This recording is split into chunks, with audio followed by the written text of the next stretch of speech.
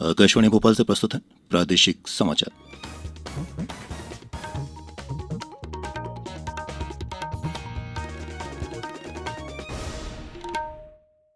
नमस्कार, समाचारों के साथ मैं प्रशांत सेंगर। पहले इस बुलेटिन के मुख्य समाचार। प्रदेश में सड़कों के रखरखाव का कार्य प्राथमिकता के साथ किया जाए, मुख्यमंत्री ने दिए निर्देश। मुख्यमंत्री ने उद्योग, कृषि एवं घरेलू क्षेत्रों के लिए पर्याप्त बिजली उपलब्ध कराने को कहा। और भोपाल में खेली जा रही हॉकी इंडिया सीनियर नेशनल महिला हॉकी प्रतियोगिता में झारखंड, हरियाणा, कर्नाटक और ओडिशा की टीमें सेमीफाइनल में पहुंची। और अब समाचार विस्तार से सुनिए। मुख्यमंत्री शिवराज सिंह चौहान ने कहा है कि प्रदेश में सड़कों के संधारण का कार्य प्राथमिकता के साथ किया जाए। मुख्यमंत्री श्री चौहान कल सड़क संधारण कार्यों की समीक्षा कर रहे थे। इस दौरान प्रमुख सचिव, नगरीय विकास और आवास और संबंधित विभागों के वरिष्ठ अधिकारी उपस्थित थे। मुख्यमंत्री श्री चौहान ने कहा कि सड़कों को ठीक रखना राज्य सरकार की प्राथमिकता है। सड़कों के पेचवर्क में गुणवत्ता का भी ध्यान रखा जाए और सड़कों को सुचारू रूप से संधारित किया जाए। मुख्यमंत्री श्री चौहान ने कहा कि शहरी और ग्रामीण दोनों ही क्षेत्रों में सड़कें दुरुस्त रहनी चाहिए।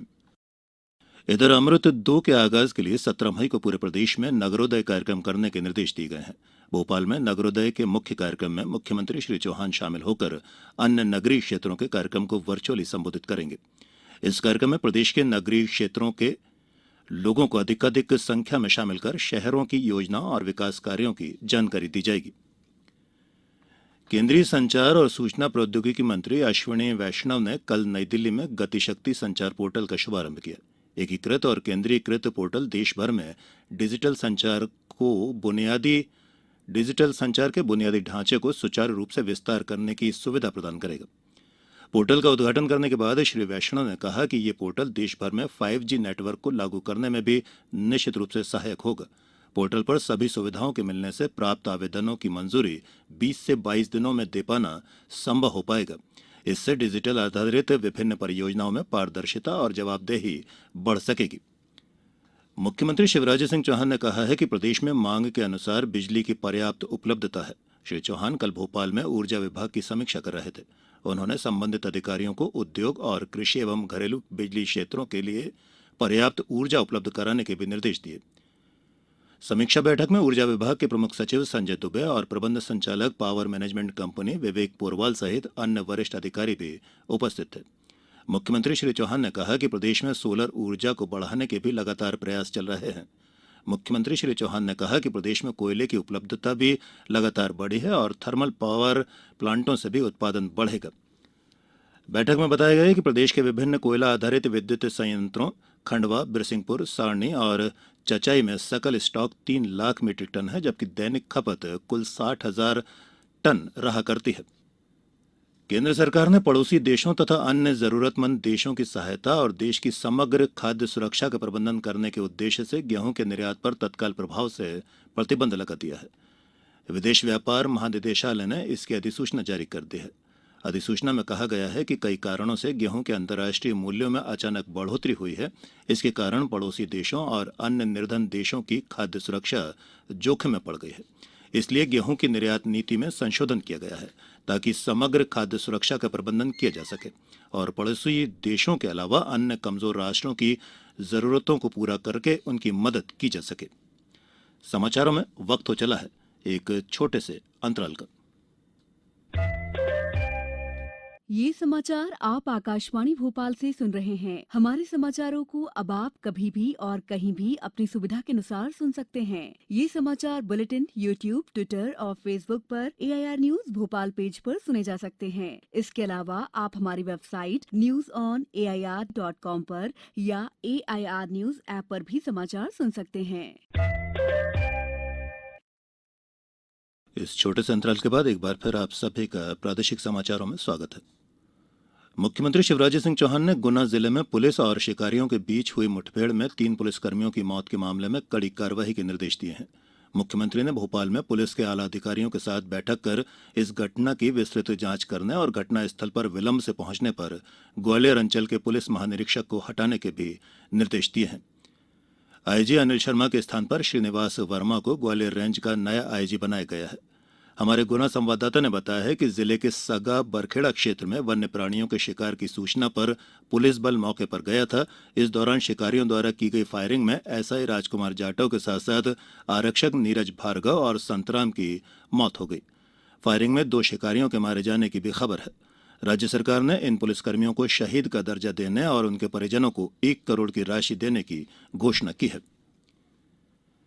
देश में अब तक 191 करोड़ 30 लाख से अधिक कोविड रोधी टीके लगाए जा चुके हैं। कल 13 लाख से अधिक टीके लगाए गए।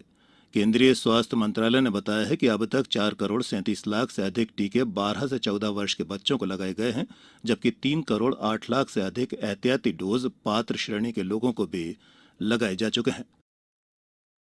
भोपाल में खेली जा रही 12वीं हॉकी इंडिया सीनियर नेशनल महिला हॉकी प्रतियोगिता में झारखंड, हरियाणा, कर्नाटक और ओडिशा की टीमें सेमीफाइनल में पहुंच गई हैं। कल खेले गए सभी क्वार्टर फाइनल मुकाबले शूटआउट के जरिए निर्णित हुए। पहले क्वार्टर फाइनल में झारखंड ने महाराष्ट्र को 4 के मुकाबले 5 गोलों से और हरियाणा ने उत्तर प्रदेश को 2 के मुकाबले 3 गोलों से पराजित किया। वहीं कर्नाटक ने पंजाब को 5-4 से हराकर सेमीफाइनल में जगह बनाई।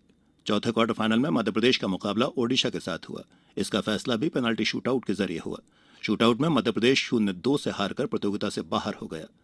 आज प्रतियोगिता में विश्राम का दिन है। प्रतियोगिता में कल सेमीफाइनल मैच खेले जाएंगे और मंगलवार को फाइनल मुकाबला खेला जाएगा। उधर आईपीएल क्रिकेट में कल कोलकाता नाइट राइडर्स ने सनराइजर्स हैदराबाद को 54 रनों से हरा दिया। पुणे के एमसी स्टेडियम में कोलकाता नाइट राइडर्स ने टॉस जीतकर पहले बल्लेबाजी की और निर्धारित 20 ओवर में 6 विकेट पर 177 रन बनाए। सनराइजर्स हैदराबाद की तरफ से उमरान मलिक ने 3 विकेट लिए। जवाब में सनराइजर्स हैदराबाद 20 ओवर में 8 विकेट पर केवल 123 रन ही बना सका। आंद्रे रसेल ने कोलकाता नाइट राइडर्स की तरफ से ऑलराउंडर प्रदर्शन करते हुए 3 विकेट लिए। कोलकाता नाइट राइडर्स 12 अंकों के साथ अंक तालिका में अभी 6वें स्थान पर है और सनराइजर्स हैदराबाद 10 अंकों के साथ 8वें स्थान पर है। आईपीएल में आज मुंबई के वानखेड़े स्टेडियम में दिन में 3:30 बजे चेन्नई सुपर किंग्स का सामना गुजरात टाइटंस के साथ होगा, जबकि शाम 7:30 बजे ब्रेबोर्न स्टेडियम में मुंबई में लखनऊ सुपर जायंट्स का मुकाबला राजस्थान रॉयल्स से होगा। और अब इस बुलेटिन के कुछ समाचार संक्षेप में। मध्य प्रदेश राज्य शूटिंग अकादमी भोपाल के लिए राइफल, पिस्टल और शॉटगन विधा के लिए प्रतिभा चयन कार्यक्रम खंडवा के श्यामा प्रसाद मुखर्जी इंडोर स्टेडियम में आज 15 मई को आयोजित किया जाएगा। इसमें खंडवा, खरगोन और बुरहानपुर जिले के खिलाड़ी शामिल हो सकेंगे। धार में आयोजित राष्ट्रीय लोक अदालत में कुल 429 मामलों का निराकरण समझौता के आधार पर किया गया, जिसमें 1262 व्यक्ति लाभान्वित हुए और 8 करोड़ 21 लाख 18,904 रुपए के अवार्ड पारित किए गए। रतलाम शहर के वार्ड 22 में त्रिवेणी मुक्तिधाम मार्ग के सीमेंट कंक्रीट निर्माण का भूमि पूजन किया गया। बैतूल जिले के पाथाखेड़ा की एक कोयला खदान में काम कर रहे 2 कामगारों की पत्थर के नीचे दबने से मृत्यु हो गई। वहीं एक कामगार गंभीर रूप से घायल हो गया है। घटना के बाद कुल कर्मियों ने खदान में काम बंद कर दिया है। और प्रदेश में भीषण गर्मी का दौर जारी है। मौसम विभाग ने कई जिलों में लू चलने की आशंका व्यक्त की है। वहीं प्रदेश में 15 जून तक मानसून पहुंचने की भी संभावना है। और अंत में इस बुलेटिन के मुख्य समाचार एक बार फिर। प्रदेश में सड़कों के रखरखाव का कार्य प्राथमिकता के साथ किया जाए, मुख्यमंत्री ने दिए निर्देश। मुख्यमंत्री ने उद्योग, कृषि एवं घरेलू क्षेत्रों के लिए पर्याप्त बिजली उपलब्ध कराने को भी कहा। और भोपाल में खेली जा रही हॉकी इंडिया सीनियर नेशनल महिला हॉकी प्रतियोगिता में झारखंड, हरियाणा, कर्नाटक और ओडिशा की टीमें सेमीफाइनल में पहुंची। इस बुलेटिन में फिलहाल इतना ही। नमस्कार।